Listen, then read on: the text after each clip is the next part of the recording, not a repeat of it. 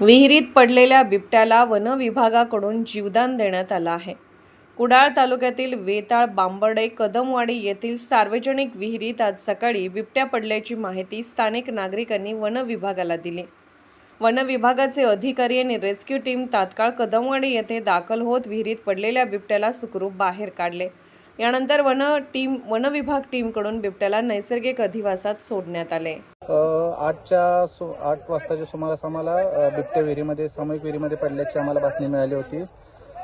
त्या दृष्टीने आम्हाला माहिती मिळाल्या लगेच आमची रॅपिड रेस्क्यू टीम, वन क्षेत्रपाल प्रादेशिक ऑफिसचा सर्व स्टाफ, मान्य मिलिंद शर्मा सर, मान्य सुनील लाड साहेब यांच्या मार्गदर्शनाखाली आम्ही या घटनास्थळी पोहोचलो आणि पिंजऱ्याच्या माध्यमातून विहिरीमध्ये पडलेल्या बिबटीला सक्सेसफुली रेस्क्यू केलेला आहे। यानंतर त्याची वैद्यकीय तपासणी वैद्यकीय अधिकाऱ्यांमार्फत करून घेऊन त्याला नैसर्गिक अधिवासात सोडण्याची कार्यवाही करण्यात येईल। सर, अंदाजे या बिबट्याचं वय काय असेल आणि का आला असेल तो इकडे या संदर्भात? बिबट्या हा आसपासचा परिसर आपण जर बघितला तर या ठिकाणी घनदाट जंगल दिसत आहे।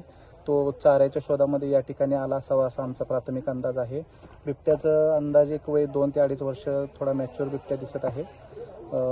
वैद्यकीय तपासणीनंतर त्याची पूर्ण मेल फिमेल वय याचा अंदाज बांधता येईल आपल्याला।